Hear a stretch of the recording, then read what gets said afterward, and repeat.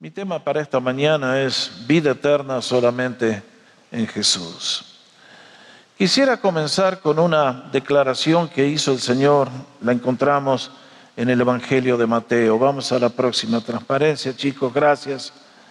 Vean la afirmación que hizo el Señor. No piensen que he venido para traer paz a la tierra.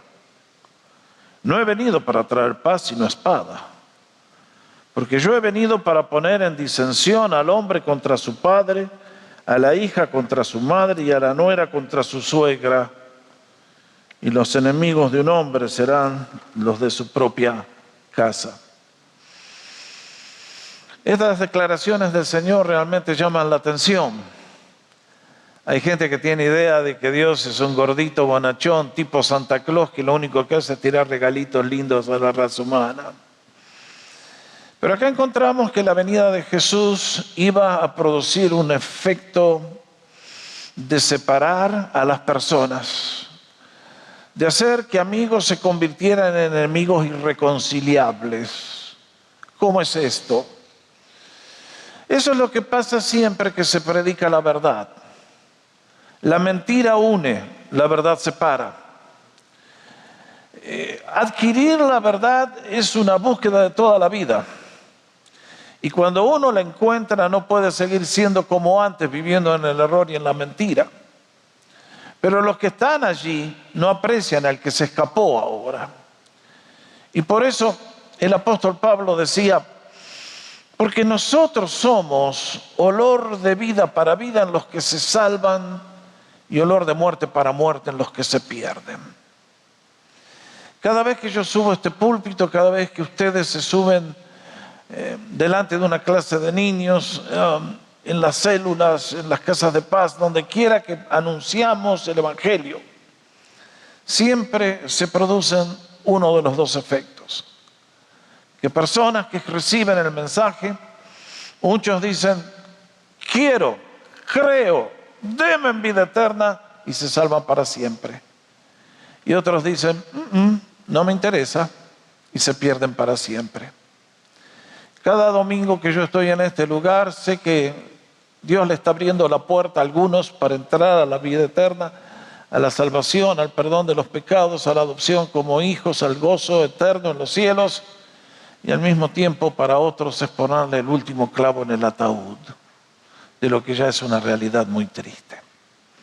Hoy encontramos al Señor hablando este mensaje que tiene una profundidad que sinceramente, si yo tuviera que detenerme línea por línea a explicarlo, estaríamos varios domingos. Eso no es posible.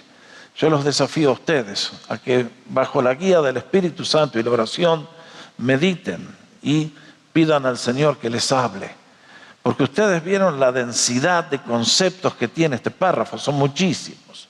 Ahora, déjenme en este día darles entonces un overview quickly, un pantallazo rápido para que de esa manera puedan tener una comprensión del tema completo y después ustedes hacen el trabajo finito.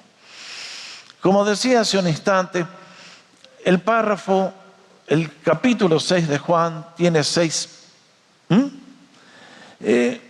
relatos.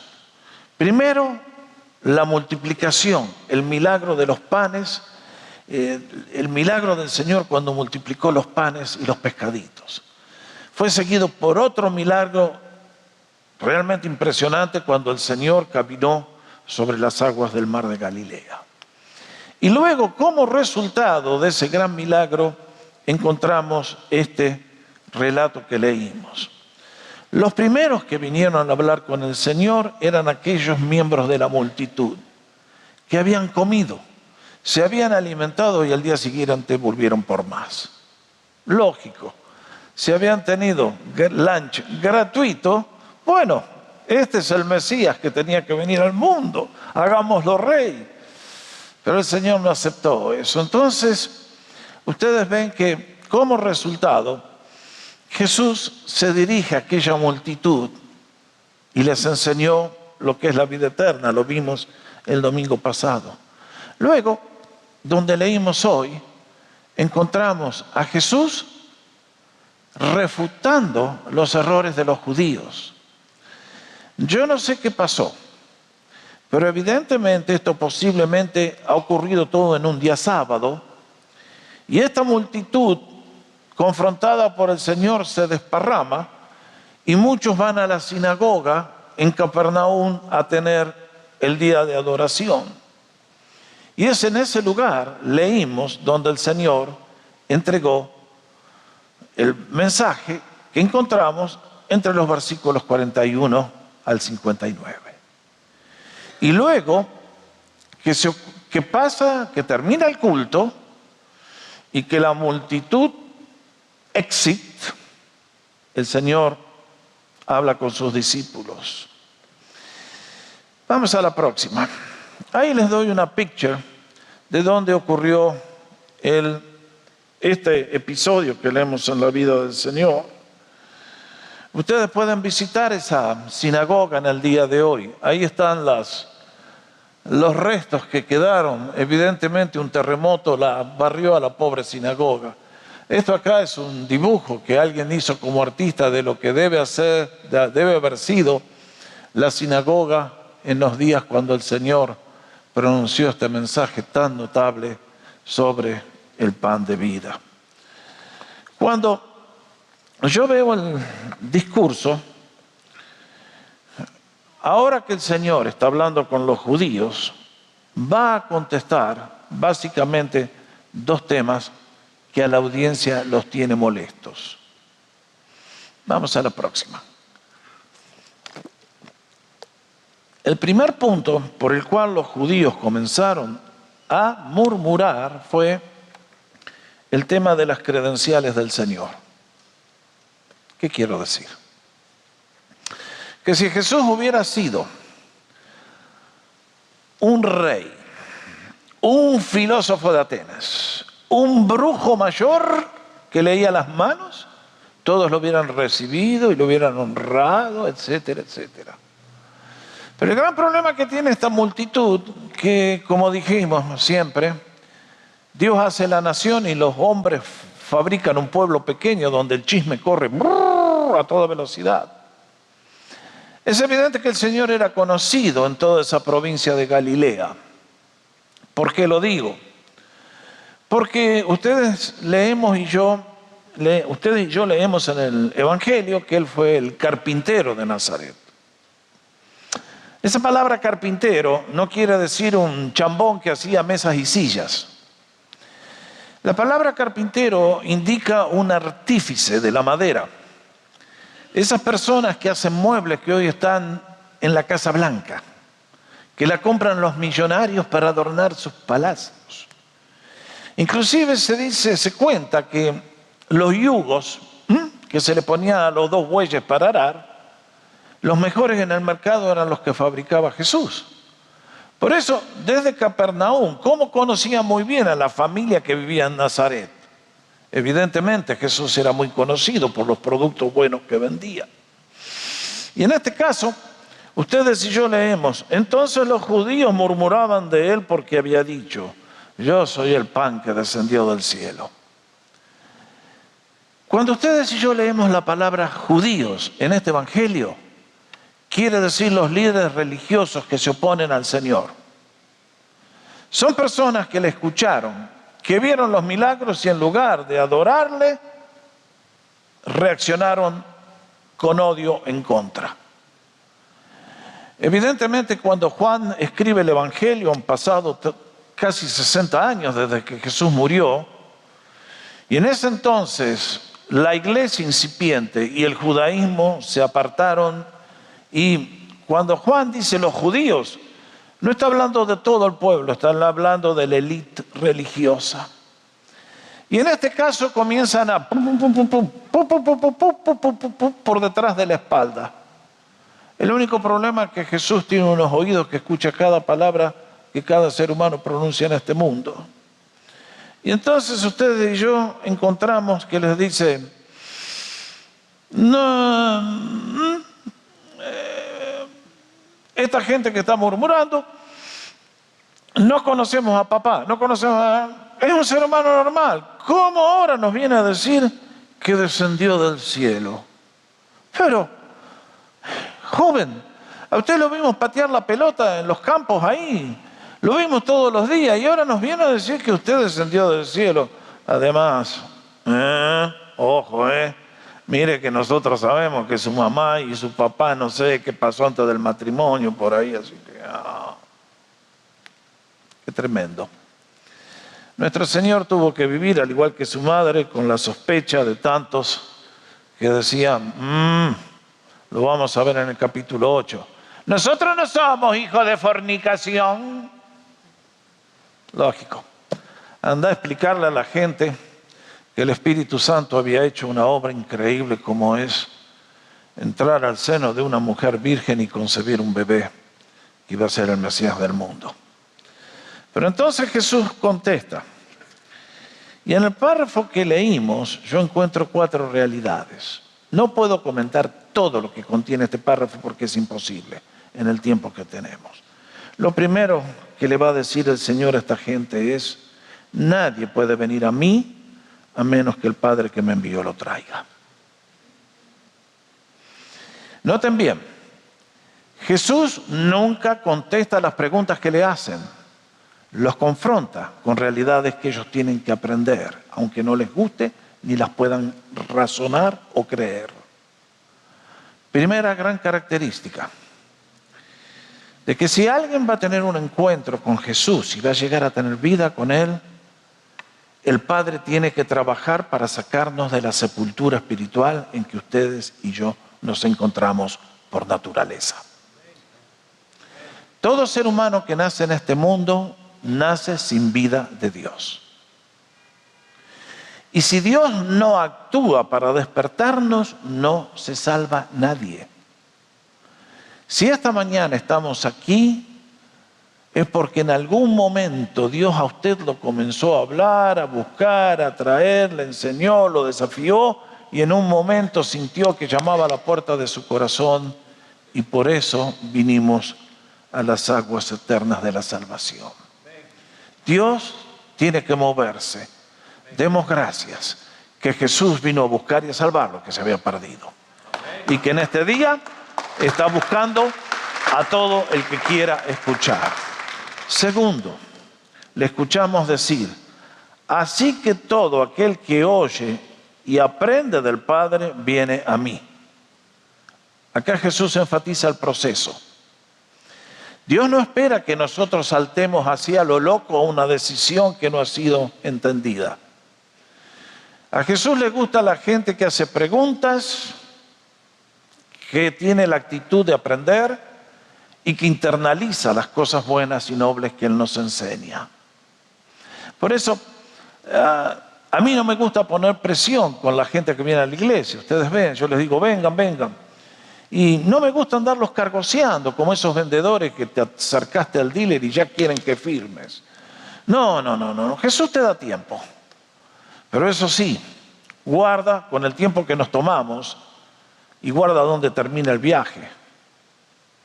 Tercera realidad. Jesús nos dice y les dice a aquella gente: de cierto les digo, el que cree tiene vida eterna. Yo soy el pan de vida. Marquen esta declaración, porque si no entendemos esta, no vamos a entender lo que viene después. Jesús les dice: el que cree, el que confía, tiene vida eterna. El que hace un compromiso y lo sigue manteniendo día tras día, hasta el último día, diciendo: Jesús es mi Señor, Jesús es mi Salvador, yo creí en Él, creí sus promesas, tengo vida eterna. El que cree tiene vida eterna. Y ahora va a comenzar a usar esta figura de lenguaje cuando nos dijo: yo soy el pan de vida. Y vaya implicaciones que tiene. Lo cuarto que nos va a decir, vean una vez más: yo soy el pan vivo que descendió del cielo. Si alguno come de este pan, vivirá para siempre.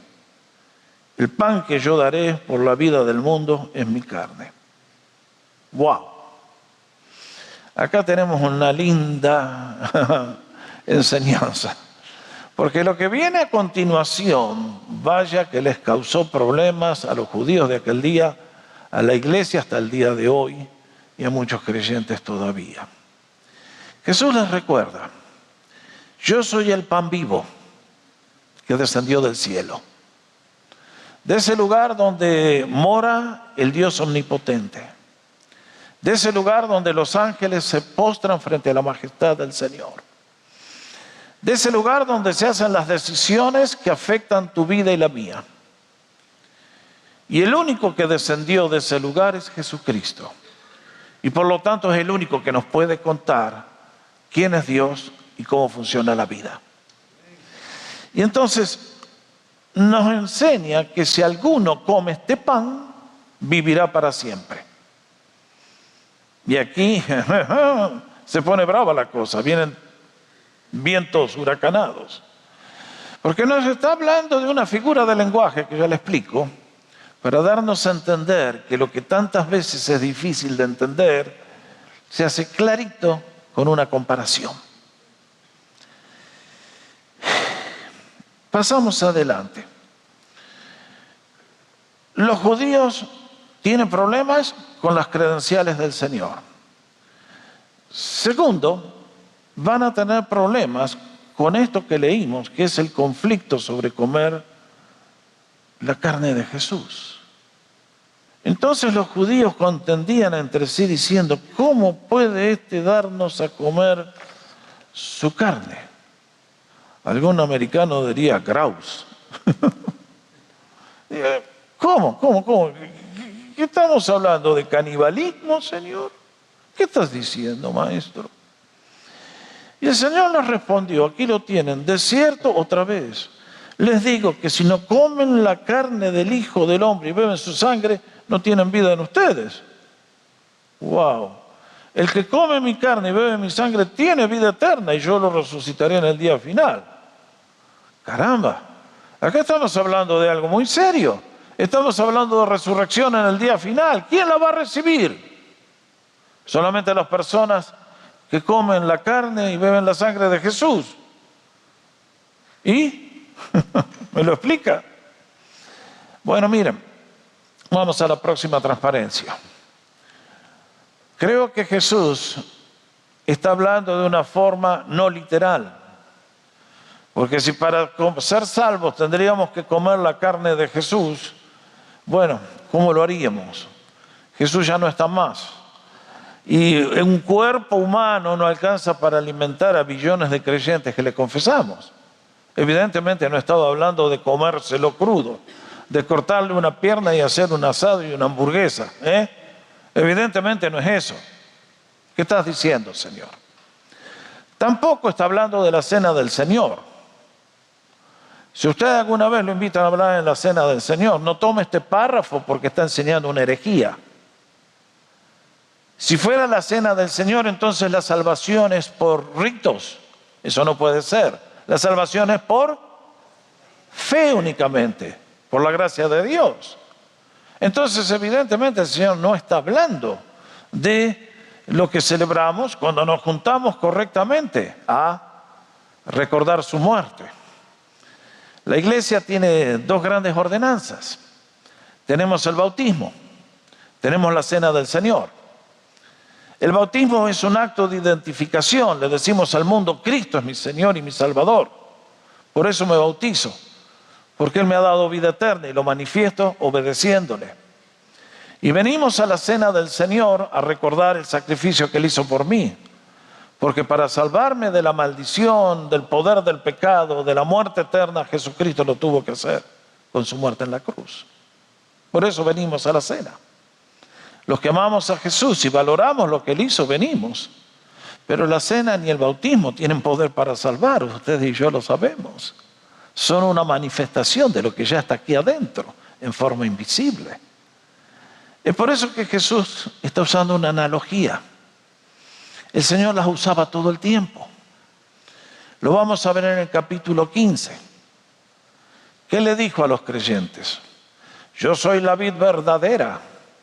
Ustedes son las ramas. Si ustedes están pegados a mí, van a llevar mucho fruto.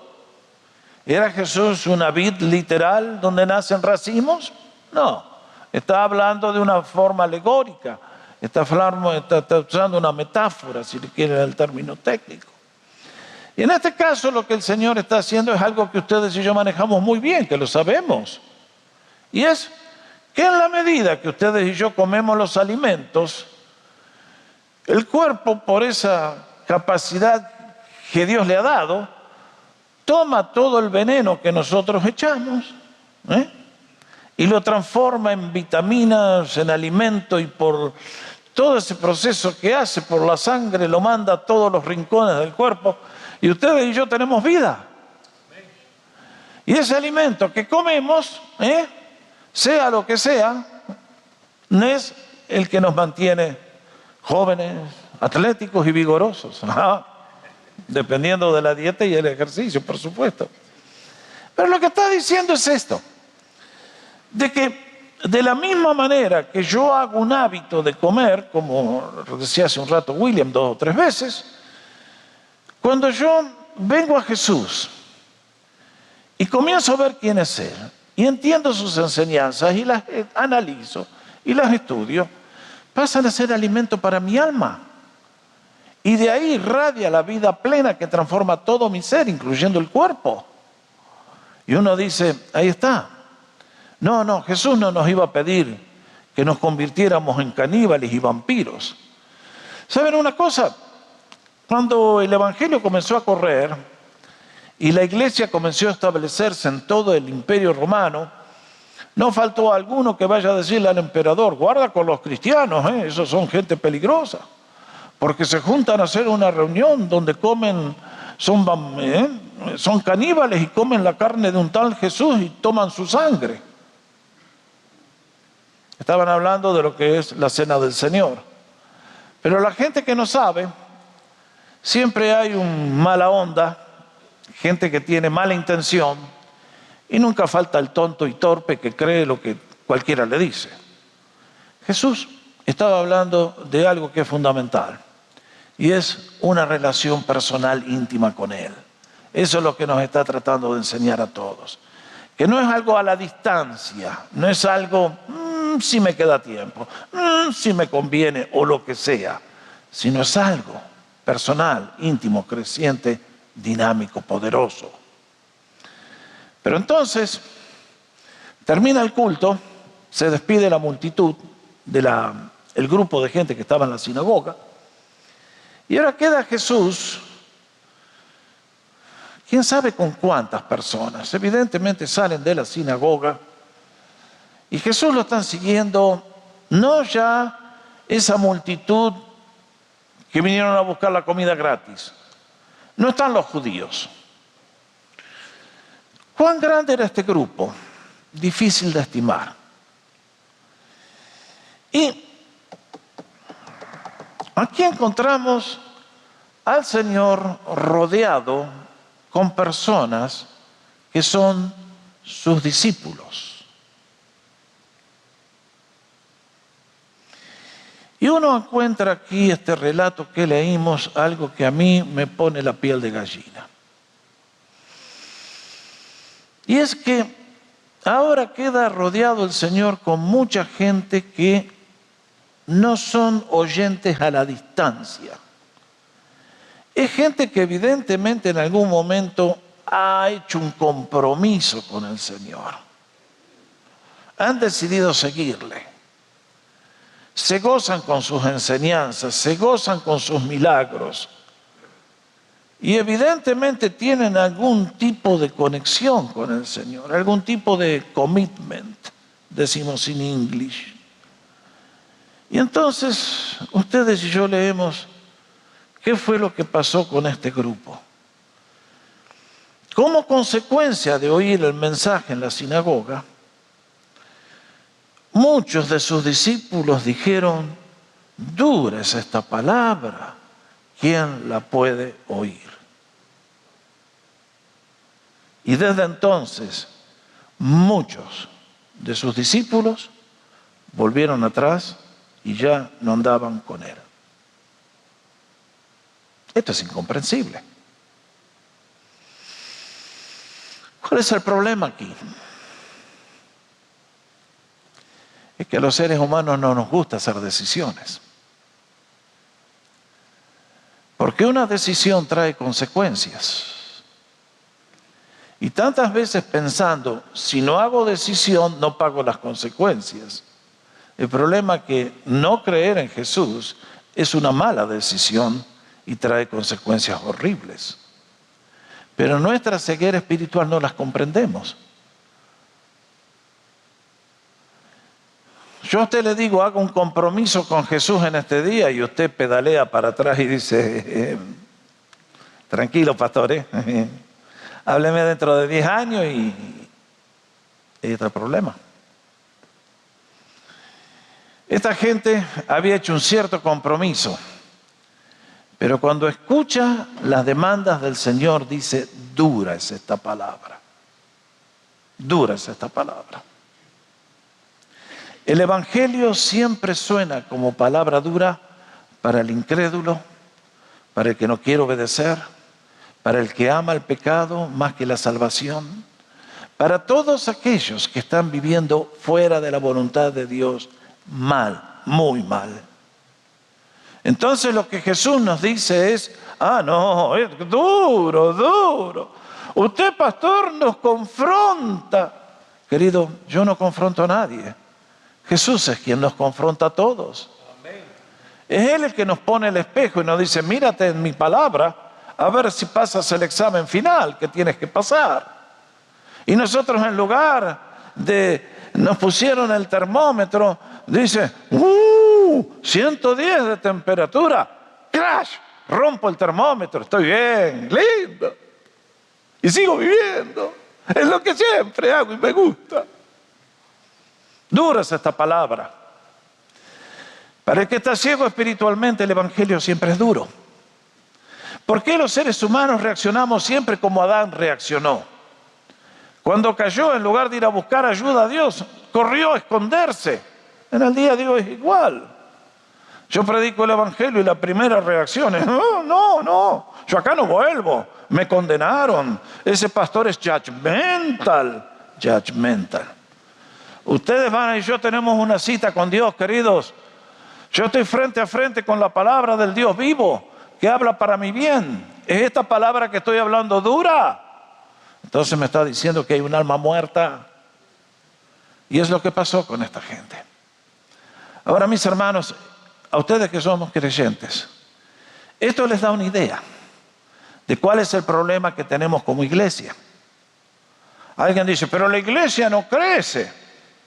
Crecemos despacio. ¿Por qué? Porque el ser humano no quiere venir a Dios ni quiere escuchar su palabra.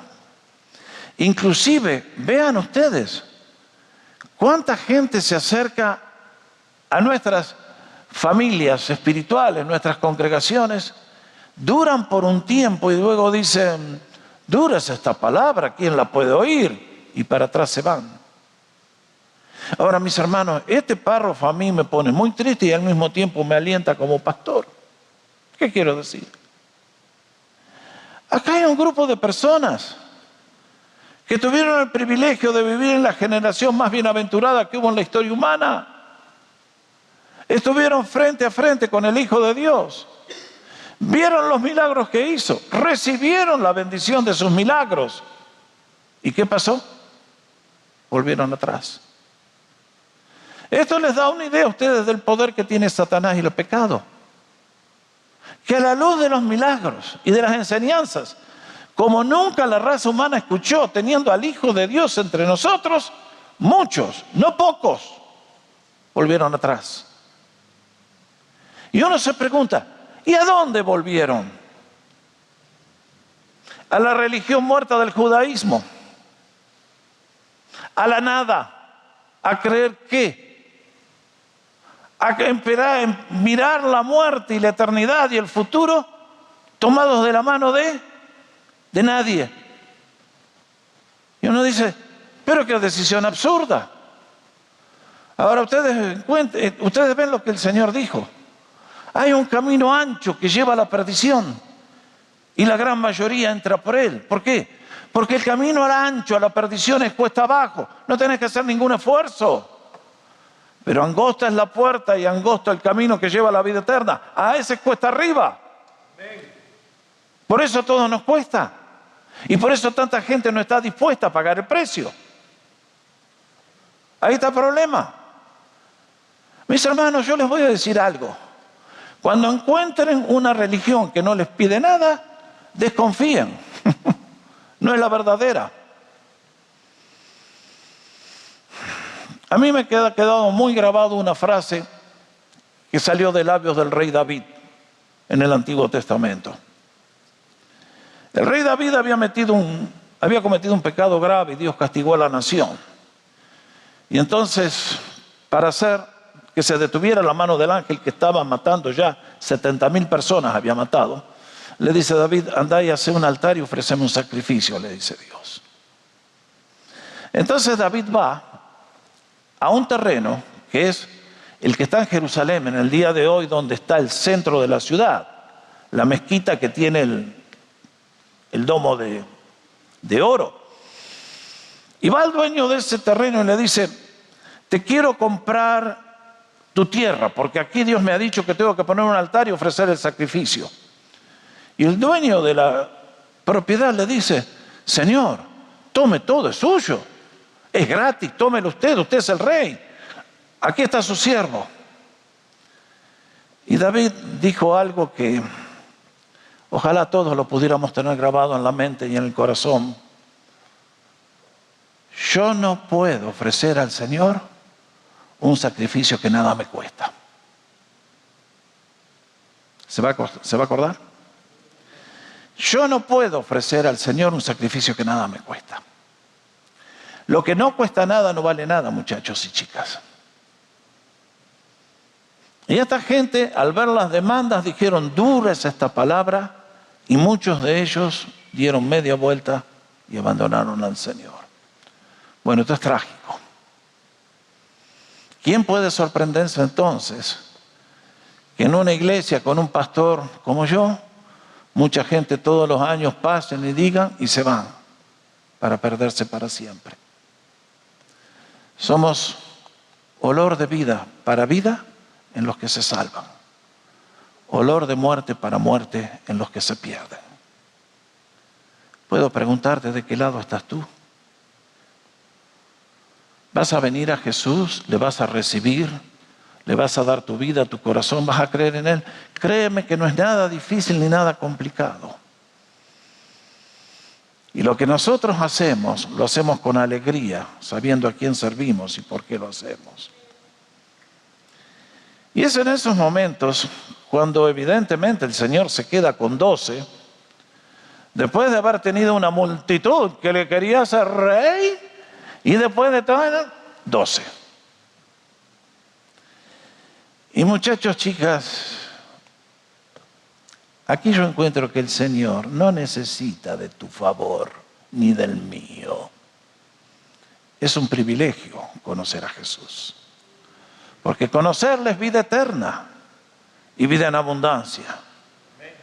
Y entonces el Señor, como no quiere seguidores insinceros, les dice a los discípulos: ¿quieren marcharse ustedes también? Vayan. Ahí está la puerta abierta, ahí tienen la gran oportunidad, úsenla. Y entonces, ¿quién apareció? El loco lindo, el apóstol Pedro, que ya ustedes y yo lo vimos caminando por arriba de las aguas. Y ahora este hombre con corazón en fuego, que ha tenido la revelación de Dios, lanza esta expresión que vale la pena grabar en el corazón: Señor, ¿a quién iremos? Tú y solamente tú tienes palabras de vida eterna.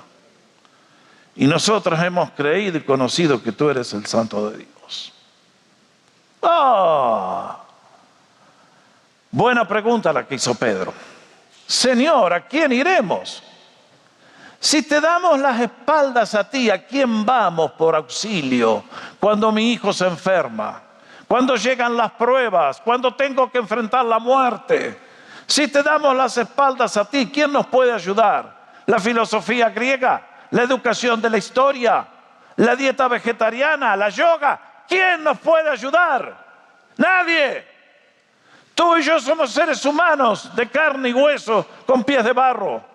Y en la vida, vez tras vez tras vez, vamos a necesitar la ayuda de una mano omnipotente. Amén. ¿Y a dónde vamos a ir si despreciamos al Hijo de Dios? ¿Quién podrá auxiliarnos? Nadie. Esa es la ceguera humana. Tienen problemas, pero lo último que quisieran es venir a Jesús para que los cambie, los transforme y los haga una nueva persona. No, dura es esta palabra. Yo me quiero perder, yo quiero arruinar mi alma toda la vida, en la eternidad, fuera de Dios. ¡Gloria! Tremendo, tremendo. Pedro dice, Señor, ¿a quién iremos?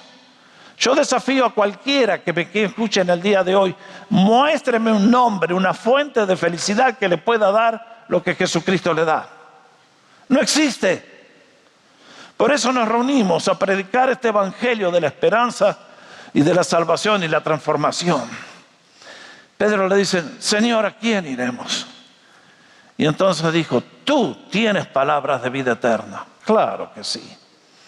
Es el único que nos habla de las cosas que son importantes. Jesús es el único que te dice de dónde saliste, de dónde vienes, a dónde vas, qué te espera del otro lado. Es el único que nos dice cómo vivir bien con Dios y con todos los demás. Cómo levantar familias lindas, cómo vivir con esperanza, cómo vivir en este mundo con alegría. Jesús es el único que nos da la fórmula. Y es más, agrega, y nosotros hemos creído y conocido que tú eres el Santo de Dios. ¿Ustedes se dan cuenta de la profundidad que tiene esto?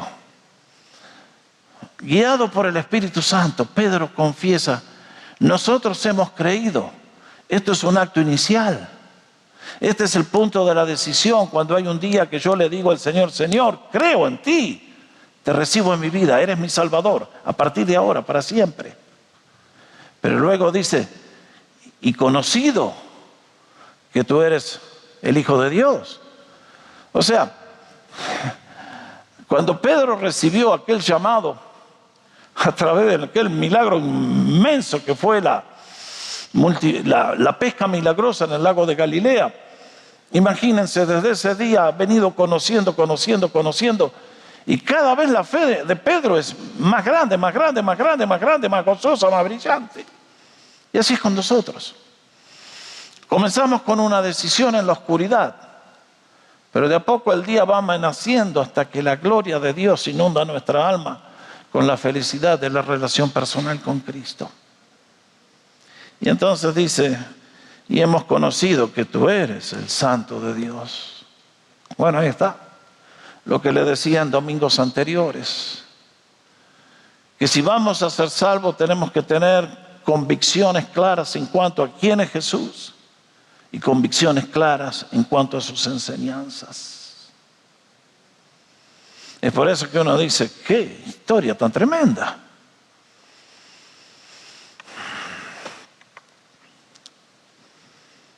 Concluyo contando una historia verídica.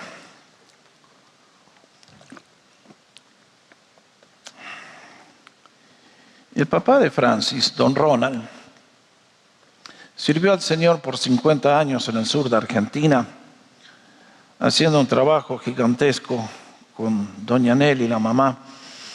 Y don Ronald iba por toda la Patagonia, la región sur de Argentina, vendiendo Biblias y ayudando al pueblo. Me contó que un día venían cruzando la provincia desde el Atlántico hasta donde vivían ellos, en la cordillera de los Andes, ahí al pie. Y venía con el segundo de los hijos, Harry, en el vehículo, y llegaron a un punto en el cual en el camino había una cuadrilla de obreros trabajando. Detuvieron el vehículo y dijeron, bueno, ¿alguno quiere comprar la Biblia? Y uno de los obreros dijo, bueno, deme una a mí. Siguieron camino y nunca más vieron a esa gente.